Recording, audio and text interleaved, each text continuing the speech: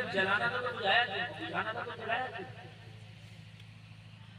عرض کی علی یہ جو میں کام کر رہا تھا یہ خلافت کا کام تھا، سرکاری کام کر رہا تھا، اور یہ جو چراغ جل رہا تھا نا یہ سرکاری چراغ جل رہا تھا۔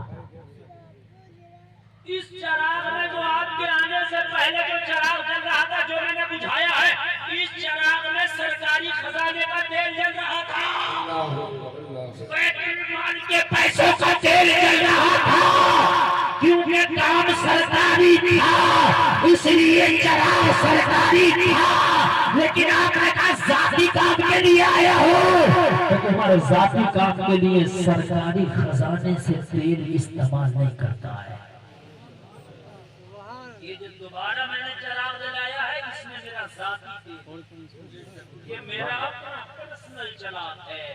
میں اگر پرسنل کوئی کام کرتا ہوں تو اپنا ذاتی چراغ جلاتا ہوں، اور اگر میں کام سرکاری کرتا ہوں تو بیت المال کے خزانے سے جو تیل آتا ہے وہ جلاتا ہے۔ اتنی سمجھ میں آئی کہ نہیں آئی؟ آ گئی؟ آ گئی؟ دکان کھول کے سمجھے جو لیٹ کے کٹی میں ڈال کے جلانے چپکے سے چوری ہے۔ پردھان جی اینٹیں لائے گے گنجا پڑے گا، اگر 8 اینٹیں رکھی رہی تو آدھی ہو گئی، 10 نتوا لے گیا، 10 بتوا لے گیا، 10 کلوا لے گیا، 10 ملوا لے گیا، گھروں میں چلی۔ اور میرے بھائی تیرا نہیں ہے تو جنتا کا حق تھا۔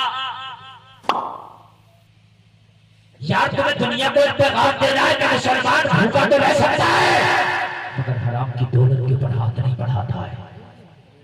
دنیا کو پیغام دینا ہے۔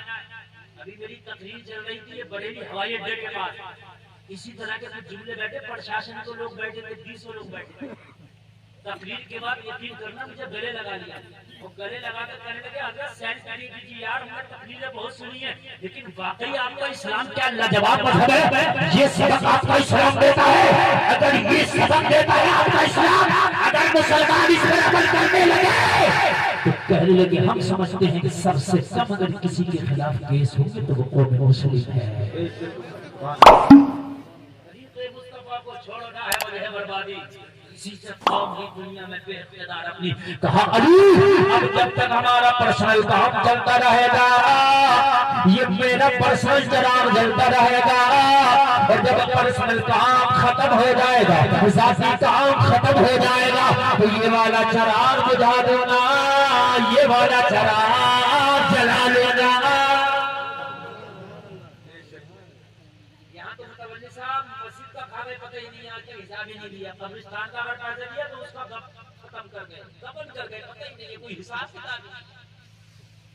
کتنے مدرسوں کے حساب نہیں دیے، کتنے کھا گئے، قبرستانوں کا مال کھا گئے،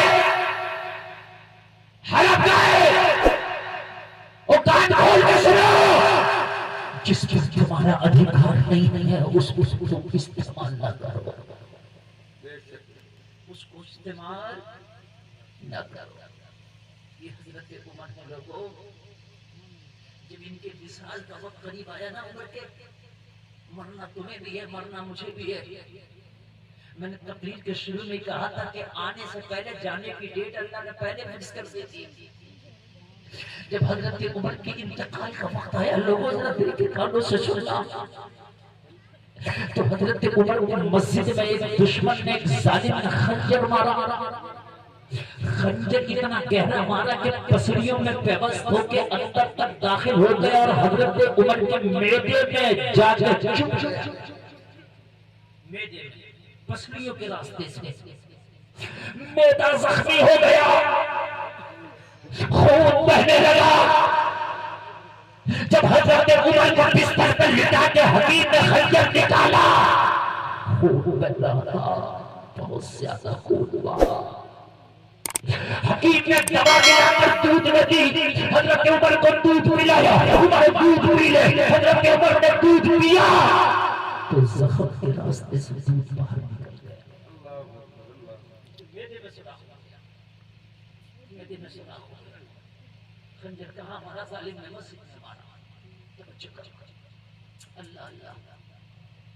حکیم کی نگاہیں جھک گئی، حکیم کی گردن جھک گئی، حضرت عمر کے پاس کھڑا تھا. حضرت عمر بڑی بڑی آنکھوں سے دیکھ رہے. حکیم کیا بات بولتا کیوں نہیں؟ کہنے لگا حضور اب آج آپ کے پاس وقت بہت کم ہے. اللہ سے ملاقات کا وقت قریب آ گیا. وصال کا وقت آپ کے قریب آ گیا. حضور بہت کم وقت ہے اس لیے کہ اب کوئی دوا اثر نہیں کرے گی. جو دوا میں نے دودھ میں آپ کو ملا کر کے دی تھی وہ آپ کی زخم کے راستے سے باہر نکل گئی. معدہ بھی زخمی ہو گیا. نبض آپ کی دھیمی پڑنے لگی. جسم کا خون بہت زیادہ بہ گیا ہے. حضور وقت آپ کے پاس بہت کم ہے. اگر کوئی وصیت کرنا ہو تو کر دے.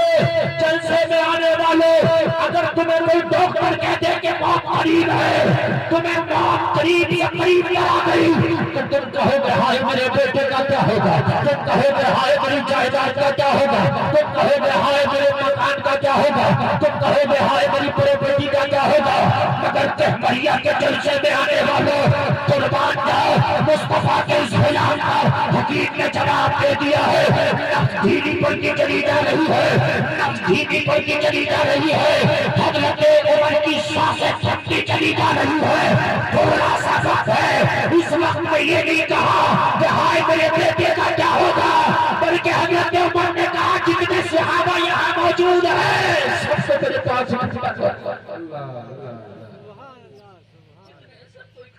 اللہ آس پاس جتنی وقت قریب ہے دور نہ جانا. جو آس پاس کے ان کو اکٹھا کرنا. سارے صحابہ کو اکٹھا کیا گیا. عمر کی بارگاہ میں سارے صحابہ اکٹھا ہو گئے. حضرت عمر نے فرمایا حکیم نے جواب دے دیا میرے پاس وقت کم ہے. سارے صحابہ کان کھول کے سن لیں.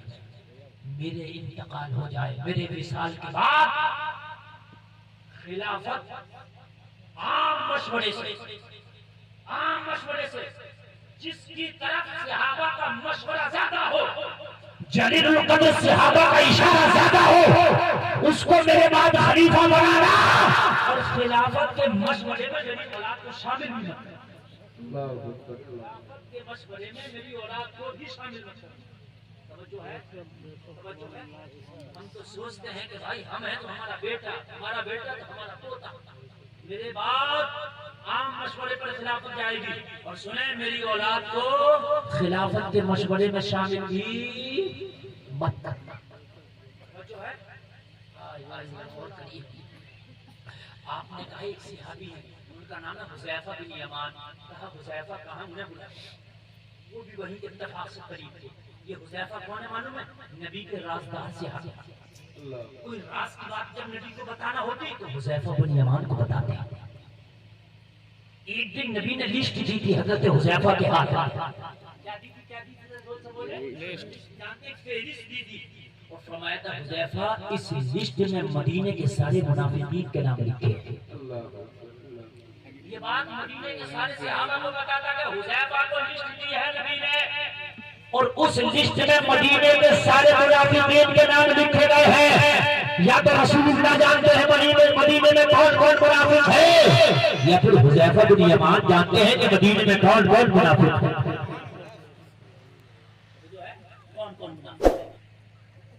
حضرت عمر نے کہا حذیفہ بن یمان کو بلا کرو. کیونکہ شاید یہ لوگ ایسا لگتا ہے کہ بالکل جانتے ہیں, بہت کم سمجھتے ہیں. خدا کی قسم کتنی وہ اس وقت تقریر کر رہا نا, اس وقت تقریر کرنے میں میرے گراؤنڈ پہ خود کھڑے ہیں, اس لیے کہ وہ اس اسٹیج پر اس جگہ کو